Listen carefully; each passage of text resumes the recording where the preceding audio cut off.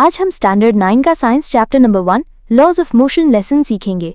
यदि आप नए हैं तो सब्सक्राइब और बेल आइकन दबाना ना भूलें ताकि आप हमसे कोई भी अपडेट मिस ना करें। हेलो बच्चों, आज हम स्टार्ट करने वाले हैं क्लास 9 स्टैंडर्ड के साइंस 1 का chapter number 1 laws of motion. तो इसमें सबसे पहले हम जानेंगे कि मोशन क्या होता है। मोशन यानी कि मूवमेंट। फिलहाल ये जो ऑब्जेक्ट दिख रहा है आपको, ये रेस्ट पे है। अगर मैंने इसको आगे से ऐसे मारा पीछे से, तो उसके बाद ये आगे चला जाएगा, तो उसको हम बोलेंगे मूवमेंट हुआ। क्यों? क्योंकि आसपास का जो सराउंडिंग है वो रेस्ट पे है, इस वजह से हमें ये पता चला। अगर दोनों चीजें एक साथ मोशन में हो, ये घर भी मोशन में हो, मैं भी मोशन में रहूं, मेरा हाथ भी, और साथ साथ में ये मार्कर भी, तो ऐसे में हम नहीं बोल सकते कि ये ऑब्जेक्ट मोशन में है या हम मोशन में है। ठीक है, मोशन रिलेटिव कॉन्सेप्ट है। इसका मतलब है कि एक ऐसा कॉन्सेप्ट है जो डिपेंड करता है किसी दूसरे फैक्टर पे।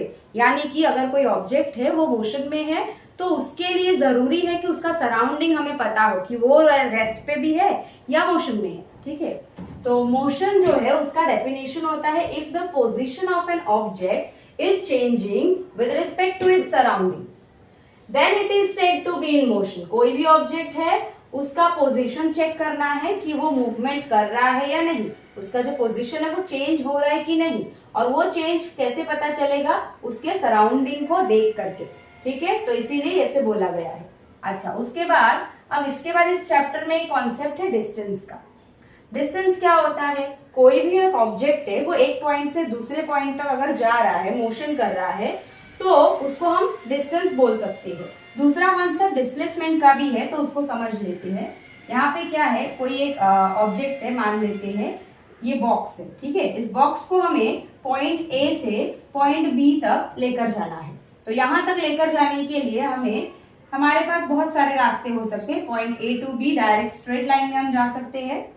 उसके अलावा हम यहाँ से घूम कर भी बी तक जा सकते हैं। ठीक है, तो यहाँ कोई और पाथ भी ले सकते हैं। तो यहाँ पे डिपेंड करता है कि ये ऑब्जेक्ट मूव करने के लिए हम उसको किस रोड से लेकर जा रहे हैं। अगर हम ये A to B direct straight line में जाएंगे, तो ये उसका एक्चुअल कवर्ड पाथ हो जाएगा, इतना ही उसने एक्चुअल में कवर किया है। ठीक है, तो ये वाला उसका डिस्टेंस बनेगा।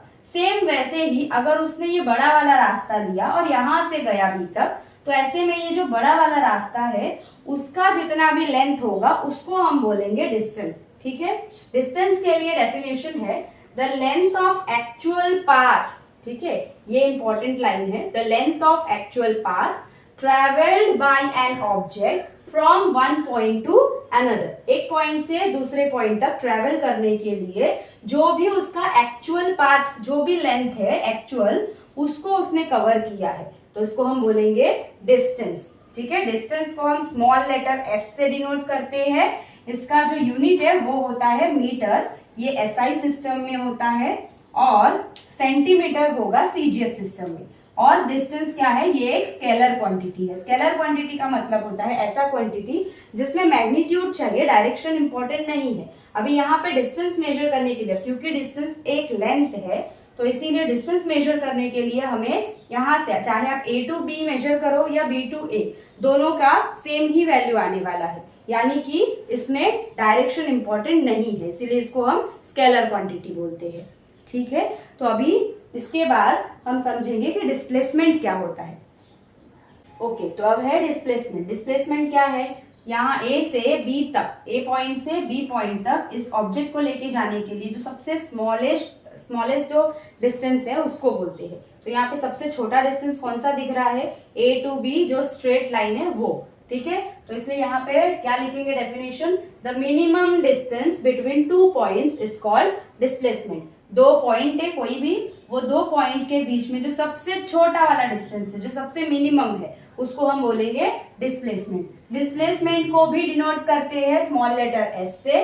इसका भी जो यूनिट है एसआई सिस्टम में वो मीटर है, एसआई सिस्टम में, और ये एक वेक्टर क्वांटिटी है। वेक्टर क्वांटिटी का मतलब होता है कि जो हमारा डिस्प्लेसमेंट है उसके लिए डायरेक्शन बहुत ज्यादा इंपॉर्टेंट है। डायरेक्शन इंपॉर्टेंट क्यों है? क्योंकि अगर कोई ऑब्जेक्ट है वो ए से बी जाता है, तो यहाँ पे मान लेते हैं कि ये जो डिस्टेंस है ए टू बी में, वो अगर 5 मीटर है, ठीक है, तो इसके बाद जब वो रिटर्न आएगा फिर से यहाँ से, तो ये भी 5 मीटर ही हो जाएगा। तो हम ये दोनों को माइनस करेंगे क्योंकि ये डायरेक्शन ऑपोजिट हो रहा है। एक बार वो A to B गया है और एक बार B to A आया, तो ऐसे में हम दोनों को वैल्यू माइनस करेंगे और ऐसे में 5 माइनस 5 0 हो जाएगा। ठीक है, इसका मतलब क्या है, डिस्प्लेसमेंट होने के लिए एक पोजीशन से दूसरे पोजीशन पे रहना जरूरी है। वहां से अगर वो रिटर्न आता है सेम अपने ओरिजिनल पोजीशन पे, तो ऐसे में हमारा डिस्प्लेसमेंट 0 हो जाता है। ठीक है, तो क्योंकि 0 डिस्प्लेसमेंट हो रहा है इसीलिए हम इसको वेक्टर क्वांटिटी बोलेंगे, क्योंकि इसका डायरेक्शन इंपॉर्टेंट है। ठीक है, इसके बाद एक कॉन्सेप्ट है वेलोसिटी और स्पीड का। ओके, तो अगला कॉन्सेप्ट है स्पीड का। Speed is the distance travelled by an object in unit time. ठीक है, एक स्पेसिफिक टाइम में कोई ऑब्जेक्ट है वो कितना डिस्टेंस कवर करता है, उसी को हम बोलेंगे उसकी स्पीड। तो यहाँ पे स्पीड को डिनोट करते हैं स्मॉल लेटर v से। इसकी यूनिट है मीटर पर सेकेंड SI सिस्टम में, और नॉर्मली हम इसको किलोमीटर पर आवर में मेजर करते हैं। ठीक है, it is a scalar quantity. Speed का जो फॉर्मूला है वो हो जाएगा डिस्टेंस अपॉन टाइम। ठीक है, उसके बाद वेलोसिटी है। वेलोसिटी भी करीब करीब सेम है और कभी कभी हम दोनों को इंटरचेंजेबली यूज करते हैं, लेकिन वेलोसिटी के लिए डायरेक्शन इंपॉर्टेंट है। अगर ऑपोजिट डायरेक्शन हो जाएगा तो ये 0 हो जाएगा वैल्यू। ठीक है, तो इसलिए वेलोसिटी क्या है, the displacement occurs in unit time is called the velocity of that object. मतलब क्या है कि कितना डिस्प्लेस हुआ है ऑब्जेक्ट एक पॉइंट से दूसरे पॉइंट तक एक स्पेसिफिक टाइम में, उसको हम बोलेंगे वेलोसिटी। इसको डिनोट करते हैं स्मॉल लेटर v से, और सेम यूनिट मीटर पर सेकेंड ही रहेगा जैसे स्पीड में है। यहाँ पे स्केलर था स्पीड, ये जो हमारा वेलोसिटी है वो वेक्टर क्वांटिटी है, क्योंकि डायरेक्शन इंपॉर्टेंट है। फॉर्मूला भी सेम रहेगा वेलोसिटी का, डिस्प्लेसमेंट अपॉन टाइम। याद रखना, जो स्पीड है उसके लिए डिस्टेंस होता है और वेलोसिटी रिलेटेड है डिस्प्लेसमेंट से। ठीक है, यूज योर ब्रेन पावर।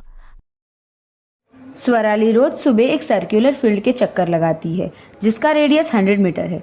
अगर वो पॉइंट ए से वॉक करना स्टार्ट करती है और एक पूरा राउंड कंप्लीट करती है तो उसका टोटल डिस्टेंस और डिस्प्लेसमेंट क्या होगा।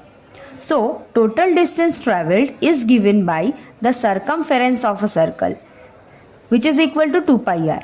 अब यहाँ पर जो r है उसका वैल्यू 100 है, इसलिए यहाँ पे हम लिखेंगे 2 into 3.14 into 100 which is equal to 628 metre. और इस वजह से स्वराली ने टोटल 628 मीटर डिस्टेंस ट्रेवल किया है। अब अगर डिस्प्लेसमेंट की बात करें तो डिस्प्लेसमेंट होता है एक पॉइंट से दूसरे पॉइंट तक का शॉर्टेस्ट डिस्टेंस, इसीलिए यहाँ पर डिस्प्लेसमेंट 0 होगा क्योंकि स्वराली वॉकिंग स्टार्ट करके ए पॉइंट पे वापस आ जाती है। एक कार पॉइंट P से स्टार्ट करती है और पॉइंट Q तक ट्रैवल करती है और फिर वापस पॉइंट P पर आती है। कार ने कितना डिस्टेंस ट्रैवल किया और उसका डिस्प्लेसमेंट क्या होगा।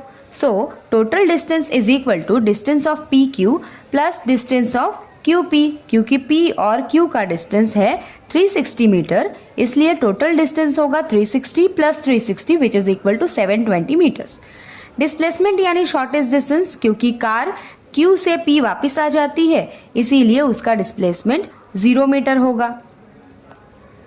इफेक्ट ऑफ स्पीड और डायरेक्शन ऑन वेलोसिटी। सचिन एक मोटर बाइक चला रहा है। चलो देखें कि उसकी मोटर बाइक की वेलोसिटी अलग अलग सिचुएशंस में कैसे चेंज होती है।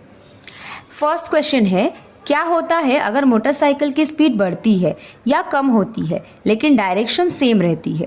वेलोसिटी चेंज होगी क्योंकि वेलोसिटी स्पीड पर डिपेंड करती है। अगर स्पीड बढ़ती है तो वेलोसिटी भी बढ़ेगी, अगर स्पीड कम होती है तो वेलोसिटी भी कम होगी, लेकिन क्योंकि डायरेक्शन सेम है मोटरसाइकिल वही पाथ फॉलो करती रहेगी। सेकेंड क्वेश्चन, क्या होता है अगर सचिन मोटरसाइकिल टर्न करता है, क्या स्पीड और वेलोसिटी सेम रहेगी। अगर सचिन सिर्फ डायरेक्शन चेंज करे लेकिन स्पीड सेम रखे तो वेलोसिटी चेंज होगी। ये इसलिए होता है क्योंकि वेलोसिटी स्पीड और डायरेक्शन दोनों पर डिपेंड करती है। चाहे स्पीड कांस्टेंट हो लेकिन डायरेक्शन चेंज होने से वेलोसिटी भी चेंज हो जाएगी। थर्ड क्वेश्चन, क्या होगा अगर सचिन स्पीड और डायरेक्शन दोनों चेंज करे जब वो टर्न ले रहा हो। अगर स्पीड और डायरेक्शन दोनों चेंज होते हैं तो वेलोसिटी भी चेंज हो जाएगी। यही सबसे कॉमन सिनेरियो होता है जब मोटर बाइक टर्न लेती है। यूजुअली स्पीड और डायरेक्शन दोनों चेंज हो जाते। Did you know? सबसे पहले स्पीड को डिस्टेंस बाय टाइम के रूप में मेजर करने वाले साइंटिस्ट गैलीलियो थे। ड्राई एयर में साउंड की स्पीड 343.2 मीटर पर सेकेंड होती है। लाइट की स्पीड अप्रॉक्सीमेटली 3 × 10⁸ मीटर पर सेकेंड होती है। अर्थ सन के अराउंड 29,770 मीटर पर सेकेंड की स्पीड से मूव करती है। यूनिफॉर्म और नॉन यूनिफॉर्म लीनियर मोशन। अमर, अकबर और एंथनी अलग अलग स्पीड में अलग अलग कार चला रहे हैं। यहाँ पर तीनों की अलग अलग टाइम पर अलग अलग स्पीड दी हुई है। पूछा है इसमें हर एक के रिकॉर्डेड डिस्टेंस के बीच टाइम गैप कितना है। तो डिस्टेंस को हर 30 मिनट पर रिकॉर्ड किया गया है। सेकंड है किसने हर बार equal distance equal time interval में कवर किया है। हमें दिख रहा है अमर और एंथनी ने हर 30 मिनट में बराबर डिस्टेंस कवर किया है। इसका मतलब है कि अमर और एंथनी यूनिफॉर्म स्पीड से ट्रैवल कर रहे हैं। थर्ड सवाल है क्या अकबर ने फिक्स टाइम इंटरवल में इक्वल डिस्टेंस ट्रैवल किया है। नहीं, अकबर का डिस्टेंस हर टाइम इंटरवल में वेरी कर रहा है। इसका मतलब है कि अकबर नॉन यूनिफॉर्म स्पीड से मूव कर रहा है। नेक्स्ट है looking at the distance covered by all three what can you say about their speed. तो क्योंकि अमर और एंथनी हर आधे घंटे में इक्वल डिस्टेंस कवर कर रहे हैं इसलिए उनकी स्पीड यूनिफॉर्म होगी और अकबर नहीं कर रहा है इसलिए उसकी स्पीड नॉन यूनिफॉर्म होगी। तो बच्चों इसके आगे का चैप्टर हम नेक्स्ट वाले पार्ट में पढ़ेंगे, ठीक है। अभी के लिए इतना ही।